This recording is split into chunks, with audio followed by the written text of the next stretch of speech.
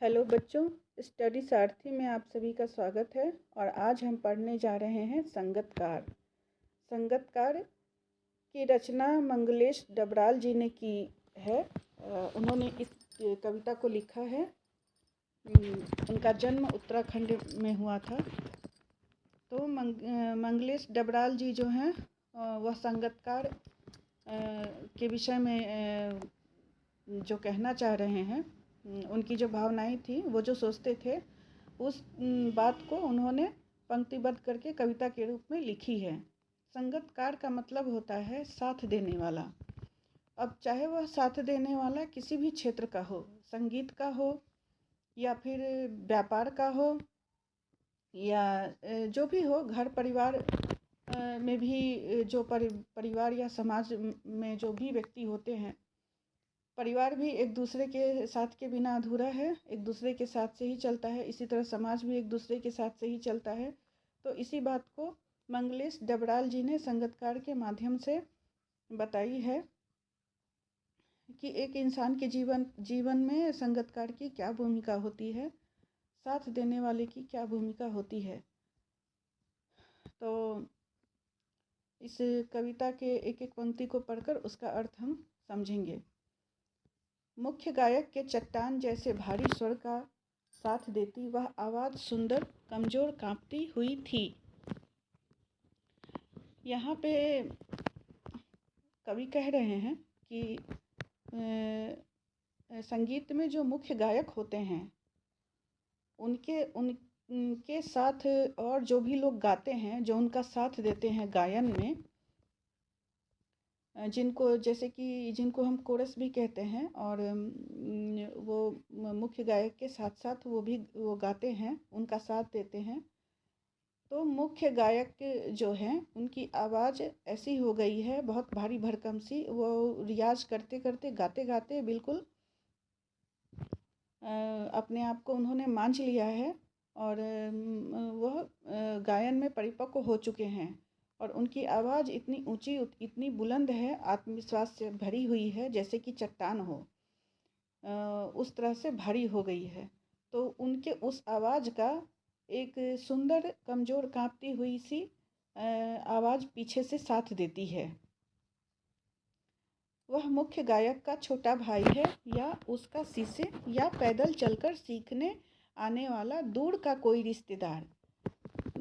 यहाँ पर कवि ये बता रहे हैं कि वह जो साथ देने वाला संगतकार है, जो कोरस हैं, वह कोई भी हो सकता है। जो मुख्य गायक को की आवाज़ में पीछे से गा कर के साथ दे रहा है, उनको और बुलंद कर रहा है, वह कोई भी हो सकता है। वह गायक का छोटा भाई भी हो सकता है, या उनका शिष्य भी हो सकता है, या फिर पैदल कोई चलकर, जैसे दूर से उनका कोई रिश्तेदार पैदल चलकर आकर उनके पास सीखता हो, वह व्यक्ति भी हो सकता है। मतलब कोई भी हो सकता है। तो अभी ये 2-4 लाइन को यहाँ से समझेंगे। मुख्य गायक के चट्टान जैसे भारी स्वर का साथ देती वह आवाज़ सुंदर कमज़ोर कांपती हुई थी। वह मुख्य गायक का छोटा भाई है या उसका शिष्य या पैदल चलकर सीखने आने वाला दूर का कोई रिश्तेदार। मुख्य गायक गा रहे हैं और उनकी जो आवाज़ बुलंद है, भारी है, आत्मविश्वास से भरी हुई है, जैसे कि चट्टान हो। उस भारी चट्टान जैसे स्वर का जो पीछे से साथ दे रही है, जो उनके संगतकार हैं, उनकी सुंदर और कमज़ोर कांपती हुई आवाज़ उनका साथ दे रही है पीछे से। वह कोई भी हो सकता है। वह मुख्य गायक का छोटा भाई है या उसका शिष्य या पैदल चलकर सीखने आने वाला दूर का कोई रिश्तेदार। वह साथ देने वाला जो संगतकार है, वह कोई भी हो सकता है। उनका छोटा भाई हो सकता है, उनका शिष्य हो सकता है, या उनका कोई ऐसा रिश्तेदार जो दूर से पैदल चलकर उनके पास सीखने आता हो। अब आगे लिखते हैं। मुख्य गायक की गरज में वह अपनी गुंज मिलाता आया है प्राचीन काल से। मुख्य गायक जो हैं, उनकी गरज में, वह जो बुलंद आवाज़ में गाते हैं, जैसे कि गरज रहे हों, ज़ोर से गाते हैं, बुलंद आवाज़ में गाते हैं, तो उनकी गरजती हुई आवाज़ में गाने में वह अपनी गूंज मिलाता है, वह अपने स्वर के माध्यम से एक छोटी गूंज मिलाता है। अपनी छोटी गूंज को पीछे से वह उनके गायन के गरज में मिलाता है। और यह काम वह कब से करता आ रहा है? तो प्राचीन काल से, मतलब जब से संगीत की उत्पत्ति हुई होगी, लगभग उस समय से ही संगतकार की भी उत्पत्ति हुई होगी। क्योंकि संगतकार की उत्पत्ति मतलब लोग सीखने लगे होंगे। जैसे कि कोई संगीत का मेन व्यक्ति जो गायक है, वह और लोगों को भी सिखाते होंगे और सिखाने लगे होंगे। और वही शिष्य और वही जो कोई भी उनके फैमिली का मेंबर हो, परिवार का सदस्य हो, चाहे कोई भी हो, रिश्तेदार हो, ऐसे लोग जो संगीत के प्रेमी हैं, संगीत सीखना चाह रहे हैं, वह मुख्य गायक के पास आते होंगे और उनसे संगीत सीखते होंगे। और वह जब गायक गाते होंगे तो अपनी गूंज से उनकी आवाज़ को और बुलंद करते होंगे। और यह काम वह बहुत पहले से करते आ रहे हैं। गायक जब अंतरे की जटिल तानों के जंगल में खो चुका होता है, गायक जो है वह गाते गाते कभी कभी इतने खो जाते हैं, मतलब अपने सुर में, अपने लय में, अपने शब्दों में इतने खो जाते हैं कि वह भूल ही जाते हैं कि वह कहाँ बहुत दूर निकल गए हैं और वापस उनको गाने के अंतरे में आना है या मुखड़े पे आना है। तो गाना जो होता है वह 2 पैराग्राफ का भी होता है, 3 का भी होता है, 4 का भी होता है। तो यहाँ पर मुखड़ा और अंतरा ज़रा समझ लीजिए। मुखड़ा जो गाने का फर्स्ट लाइन होता है, पहला जो पंक्ति होता है या दूसरा पंक्ति, कभी कभी 2 या 3 या 4 पंक्तियों में भी उसका मुखड़ा होता है, जो 1 से 2 बार दोहराते हैं। और उसके बाद उसका अंतरा होता है, यानी कि पैराग्राफ होता है।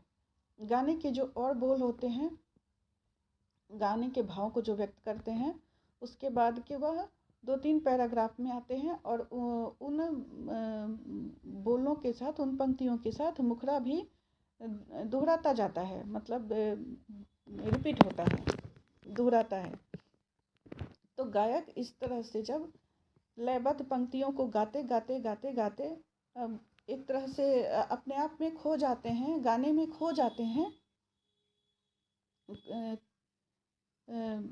बहुत दूर निकल जाते हैं, या अपने ही सरगम को लांघ कर चला जाता है भटकता हुआ एक अनहद में, या अपने जो भी उनको सरगम गाना होता है, वह सरगम गाते गाते बहुत दूर, मतलब एकदम उसमें डूब से जाते हैं, गाते ही गाने लगते हैं, लय में एकदम से खो से जाते हैं। तो गाना जो है होता है वह एक लय के लिमिट में, एक सीमा में बंधा हुआ होता है कि उसी लय में आपको जिस लाइन का जो लय है उसी में गाना है। उसके ऊपर नीचे होने से गाना जो है वह अच्छा नहीं लगता है सुनने में, एक तरह से खराब जैसा हो जाता है। तो मेन गायक जो है, जो मुख्य गायक है, वह अपने सरगम को लांघकर सरगम गाते गाते गाते गाते उसको कितना गाना है, क्या गाना है, सरगम में वह इतना खो जाते हैं कि वह एक अनहद में, मतलब एक हद के बाहर भटकने लगते हैं, मतलब एक हद के बाहर चले जाते हैं भटकते भटकते गाते गाते। तब क्या होता है? तो तब संगतकार ही अस्थाई को संभाले रहता है। तब जो संगतकार है, जो कोरस है, जो उनका साथ देने वाले और गायक हैं, जो उनसे छोटे गायक हैं, वही इस यहाँ के जो गाने का जो अस्थाईपन है उसको संभाले रहते हैं। मतलब वह उस पंक्ति को बार बार गाते रहते हैं, जैसे समेटता हो मुख्य गायक का पीछे छूटा हुआ सामान। जैसे कि किसी का कोई सामान कहीं गिर जाता है और उसके साथ चलने वाला, उसके साथ में चलने वाले जो लोग होते हैं, वह उस चीज़ को उठा करके उन तक पहुंचा देते हैं, उनको दे देते हैं। उसी तरह से संगीतकार भी होते हैं, वो ऐसे ही साथ देते हैं।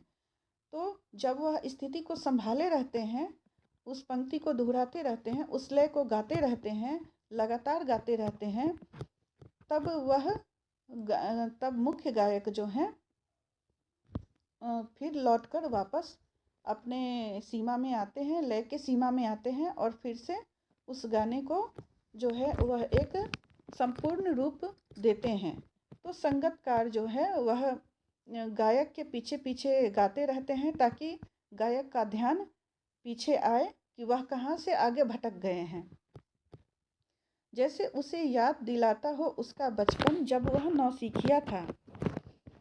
अब संगीतकार को जब वह स्थिति को संभालते हैं, इस तरह से बार बार उस पंक्ति को दोहराते रहते हैं, जैसे कि मुख्य गायक उस चीज़ को सुने और उनका ध्यान जो है वह वहाँ आए जहाँ से वह आगे निकल गए हैं, जिस लय से या जिस सरगम से वह गाते गाते आगे चले गए हैं।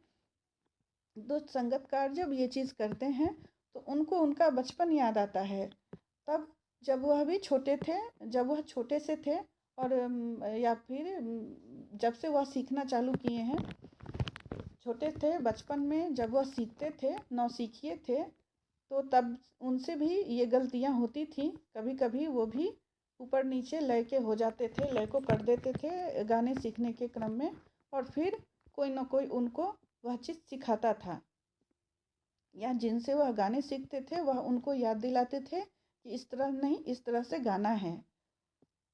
तार सप्तक में जब बैठने लगता है उसका गला, प्रेरणा साथ छोड़ती हुई उत्साह अस्त होता हुआ। तार सप्तक में जब बैठने लगता है उसका गला, प्रेरणा साथ छोड़ती हुई उत्साह अस्त होता हुआ। तार सप्तक, यहाँ पर तार सप्तक का मतलब है ऊंचा सुर। सुरों को 7 भागों में बांटा गया है, आपने ऐसा सुना होगा, 7 सुरों। तो यहाँ पर तार सप्तक का मतलब है ऊंचा सुर छेड़ना, मतलब ऊंचे सुर में गाना। तो जब मुख्य गायक जो है वह ऊंचा सुर लेते हैं, ऊंचे सुर को गाते हैं, तो उसमें बहुत सारा एनर्जी और आत्मविश्वास चाहिए होता है ऊंचा स्वर गाने के लिए। वह क्योंकि तेज़ आवाज़ चाहिए होती है, तो जब वह तेज़ आवाज़ में ऊंचे सुर लेने लगते हैं तब उनका गला बैठने लगता है। हम ऐसे भी जब ज़ोर से चिल्लाते हैं तो हमारा गला बैठ सा जाता है। तो मुख्य गायक जो होते हैं वह ऊंचे सुर जब लेने लगते हैं तो उनका गला जैसे कि बैठने लगता है, और प्रेरणा साथ छोड़ देती है, उत्साह जो होता है उनका वह अस्त होने लगता है। ऊंचे सुर लगाने पर यहाँ पर कवि कह रहे हैं कि जब मुख्य गायक ऊंचे सुर लगाते हैं, तार सप्तक जब छेड़ने लगते हैं, जब ऊंचे सुर लगाते हैं, तब उनका गला बैठने लगता है, और जब गला बैठने लगता है तो उनके अंदर जो प्रेरणा होती है वह भी उनका साथ छोड़ने लग जाती है, और जो उनका उत्साह होता है वह भी अस्त होने लग जाता है। आवाज़ से राख जैसा कुछ गिरता हुआ तभी मुख्य गायक को ढांढस बंधाता। आवाज़ से राख जैसा कुछ गिरता हुआ मतलब उनकी आवाज़ जो है वह टूटने सी लग जाती है, जैसे कि राख को हम हाथ में उठाएं तो वह झरझर करके नीचे धर से करके गिर जाएगा। उसी तरह से गायक की आवाज़ भी ऐसा लगता है गायक को कि आवाज़ जैसे टूटती जा रही है, राख के तरह जैसे कि नीचे गिरती जा रही है। तभी जैसे कि मुख्य गायक को ढांढस बंधाता हुआ कहीं से चला आता है संगीतकार का स्वर। संगीतकार जो पीछे गाते रहते हैं उनकी आवाज़ से गायक को बहुत ढांढस मिलती है, और पीछे से संगीतकार के स्वर को सुनकर गायक को ढांढस बंधता है कि नहीं, कोई है जो मेरा साथ दे रहा है, और उनका जो उत्साह होता है वह फिर से बुलंद हो जाता है। कभी कभी वह यूं ही दे देता है उसका साथ, यह बताने के लिए कि वह अकेला नहीं है। जब तार सप्तक छेड़ते हुए, तार सप्तक गाते हुए, ऊंचे सुरों को गाते हुए जब मुख्य गायक का गला बैठने लगता है, ऊंचा आवाज़ लगाने के कारण प्रेरणा उनकी साथ छोड़ने लगती है और उनका उत्साह जो है वह मंद होने लगता है, उनकी आवाज़ टूटने लगती है। जब इतना सब कुछ होने लगता है, तभी संगतकार जो हैं वह पीछे से जो गाते रहते हैं, उनका जो स्वर है वह उनका साथ देने चला आता है। मतलब कि उनके आवाज़ को बुलंद करने आ जाता है और उनको यह ढांढस बंधाता है कि आप अकेले नहीं हैं और हम हैं आपका साथ देने के लिए। और जो मुख्य गायक हैं उनको फिर ढांढस मिलती है, तसल्ली मिलती है और वह फिर ऊंचे स्वर गाने लगते हैं उत्साह के साथ।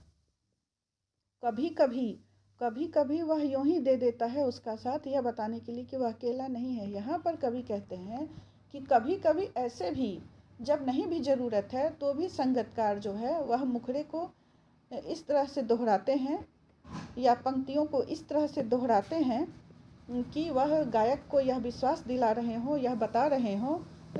गायक जब अपनी धुन में गाते रहते हैं तो उनको वह पीछे से बता रहे हों कि आप अकेले नहीं हो और हम आपका पीछे से लगातार साथ दे रहे हैं। तो कभी कभी वह यूँ भी पंक्तियों को दोहराने लगते हैं, गाने के पंक्तियों को दोहराने लगते हैं यह बताने के लिए कि वह अकेला नहीं है और यह कि फिर से गाया जा सकता है। मतलब कि आप घबराओ नहीं, आप अपने उत्साह के साथ में गाओ और हम पीछे से आपका साथ देने के लिए यहाँ पर गा रहे हैं और फिर से गाया जा सकता है। यहाँ पर गाना रोकने की या उत्साहहीन होने की ज़रूरत नहीं है, इस चीज़ को फिर से गाया जा सकता है। संगतकार इतने उत्साह को उनका वर्धित करते हैं, उत्साह में बढ़ोतरी करते हैं मुख्य गायक को और उनका भली भांति अच्छे से पीछे से गा करके साथ देते हैं। गाया जा चुका राग और उसकी आवाज़ में जो एक हिचक साफ सुनाई देती है या अपने स्वर को ऊंचा न उठाने की जो कोशिश है, उसे विफलता नहीं, उसकी मनुष्यता समझा जाना चाहिए। अब यहाँ पर जो है वह कवि संगतकार के कमजोरी को कमजोरी नहीं, उसकी विफलता नहीं, उसकी मनुष्यता कह रहे हैं। बहुत ही गूढ़ बात कह रहे हैं। कवि बता रहे हैं कि जो राग गाया जा चुका है उसको जब वह फिर से गाता है तो उसकी आवाज़ में एक हिचक, मतलब एक जैसे कि शर्मिंदगी महसूस होती है। देखिए यहाँ पर यह अनुशासन की भी बात है। अब अनुशासन की बात ऐसी है कि मानने की बात है। अनुशासन को जो लोग मानते हैं वह अनुशासित हैं और जो लोग नहीं मानेंगे वो नहीं मानेंगे। कभी कभी ऐसा भी होता है कि अनुशासनहीनता, मतलब अनुशासन को जब एक हल्का सा कोई भी कारण से जब तोड़ना पड़ता है, तो चाहे वह कारण छोटा हो या बड़ा, तो जो अनुशासन को एकदम अच्छे से भली भांति मानने वाले हैं उनको हिचक होती है कि मैं ये कैसे कर रहा हूँ, लेकिन करना अगले व्यक्ति के हित में ज़रूरी होता है और उनको यह करना पड़ता है। तो यहाँ पर वही हाल जो है वह संगतकार का होता है कि कभी कभी जब वह यूँ ही गा देते हैं उनका साथ देने के लिए, उनको यह बताने के लिए कि मुख्य गायक को यह बताने के लिए कि आप अकेले नहीं हो, उनको हौसला देने के लिए कि हम पीछे से आपका साथ दे रहे हैं और आप उत्साह के साथ गाइए। तो इस अवस्था में उनकी आवाज़ में जो है वह हिचक सुनी जाती है। उनकी आवाज़ भले ही धीमी हो, कमज़ोर हो, लेकिन अपने ऐसा नहीं है कि वह अपने आवाज़ को उठा नहीं सकते हैं, मतलब मुख्य गायक की तरह बुलंद आवाज़ में गा नहीं सकते हैं, क्योंकि वह भी मंझे हुए होते हैं, वह भी बहुत दिनों से मुख्य गायक के साथ गा रहे होते हैं, उनको भी अच्छी खासी प्रैक्टिस हो जाती है गाने की और वह भी अच्छे से मुख्य गायक की तरह ही गा सकते हैं। लेकिन चूँकि वह संगतकार है, अभी भी मुख्य गायक के साथ हैं और उनको पीछे रहकर ही गाना है, तो उनकी यह एक सीमा है जिसके अंदर रहकर उनको मुख्य गायक का साथ देना है। तो उनकी आवाज़ में हिचक जो है वह साफ सुनाई देती है। लेकिन यह उनकी विफलता नहीं है, ऐसा नहीं है कि वो गा नहीं सकते हैं। उनकी मनुष्यता है, मतलब उनका अनुशासन है एक तरह से, कि वह मुख्य गायक का साथ देते हुए भी मुख्य गायक से आगे नहीं जा रहे हैं और पीछे ही रहकर गा रहे हैं और उनका भलीभांति साथ भी दे रहे हैं। तो उनकी यह विफलता नहीं है, असफलता नहीं है कि वह नहीं गा सकते हैं, वह भी कलाकार हैं और संगीतकार ही सही, पीछे गा के ही साथ देने वाले हैं, लेकिन वह भी कलाकार हैं और उनकी भी उतनी ही प्रैक्टिस होती है। गाते गाते वह भी अभ्यस्त हो जाते हैं और एक अच्छे गायक हो सकते हैं, एक अच्छे गायक की तरह वो भी गा सकते हैं। लेकिन संगीतकार हैं, उनको पीछे रहकर ही गाना है, उनको सीमा में गाना है, उनको अनुशासन मेंटेन करना है, उसी लय में गाना है जो उनको बताया गया है। मुख्य गायक से धीमी आवाज़ में ही गाना है। मुख्य गायक की आवाज़ चाहे जितनी भी बुलंद हो जाए, जितनी भी तेज हो जाए, लेकिन उनकी जो संगीतकार की जो सीमा है वह उसी में गाएंगे। तो ऐसा करते हुए वह ऐसा जब वह करते हैं तो यह उनकी विफलता नहीं, असफलता नहीं है, उनकी मनुष्यता है, उनकी विवेकशीलता है। तो यहाँ पर कवि जो हैं ये मंगलेश डबराल जी जो हैं, वह संगीतकार की पूरी भूमिका को इतने स्पष्टता से पंक्तियों में बताए हैं, लिखे हैं कि संगीतकार कौन होता है, उनकी भूमिका क्या होती है, किसके साथ वह रहते हैं। तो पूरे कविता में उनकी पूरी कविता का जो सारांश है वह यही है कि संगीतकार चाहे किसी भी क्षेत्र का हो, किसी भी व्यक्ति के साथ हो, साथ देने वाला होता है और हर परिस्थिति में उसका साथ देता है। जब वह व्यक्ति कहीं उखड़ने लगता है, कहीं टूटने लगता है, तो वह उसको बांधे रखता है, उसका साथ देता है, पूरे विवेक के साथ, पूरी समझदारी के साथ, पूरी मनुष्यता के साथ, अपने काबिलियत को जानते हुए भी वह पीछे रहता है और हमेशा मुख्य व्यक्ति का साथ देता है। तो यही चीज़ गायन में भी होती है।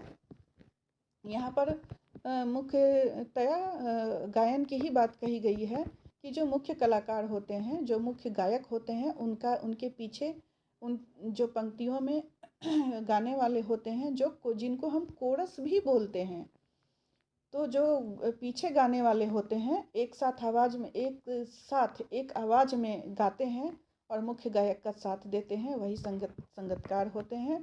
कभी कभी इनकी सीमा भी टूटती है, इनको तोड़ना पड़ता है मुख्य गायक को ढांढस बंधाने के लिए, उनको उत्साह देने के लिए, और ये हिचक इनकी आवाज़ में साफ सुनाई भी देती है।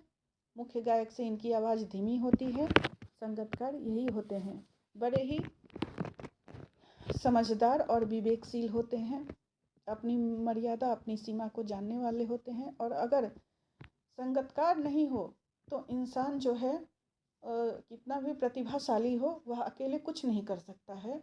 बच्चों, यह जीवन की सच्चाई है। परिवार में माँ बाप, भाई बहन, बहुत सारे लोग होते हैं, तो हम सभी लोग एक दूसरे का साथ देते हैं। अकेला व्यक्ति कुछ नहीं कर सकता है, सबको किसी न किसी के सहायता की ज़रूरत होती है। बड़े से बड़े नेता हों, चाहे अभिनेता हों, चाहे गायक हों, चाहे व्यापारी हों, चाहे कोई भी हो, इंजीनियर हो, डॉक्टर हो, सभी को संगीतकार यानी कि साथ देने वाले की ज़रूरत होती है। एक छोटी सी दुकान में भी एक लोग रहते हैं और उनके परिवार के कोई ना कोई लोग उनको हेल्प करते हैं, उनकी मदद करते हैं, चाहे प्रत्यक्ष रूप से करें या अप्रत्यक्ष रूप से करें, लेकिन करते हैं। अप्रत्यक्ष रूप का मतलब होता है जैसे कि अगर कोई पान का दुकान वाला है तो वह दुकान पे अकेले बैठा है, लेकिन इसका ये मतलब नहीं है कि वह दुकान अकेले चला रहा है। उसके परिवार में ज़रूर कोई ना कोई ऐसा व्यक्ति होता होगा जो उसका साथ देता होगा।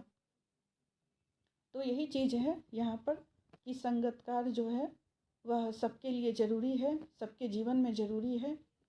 और कवि यहाँ पर इसी चीज़ को समझाने की, बताने की कोशिश करते हैं और अच्छे से उन्होंने बताया है। और उम्मीद करती हूँ कि आपको भी समझ आया होगा। तो आज के लिए संगतकार का पाठ यहीं समाप्त करती हूँ। धन्यवाद।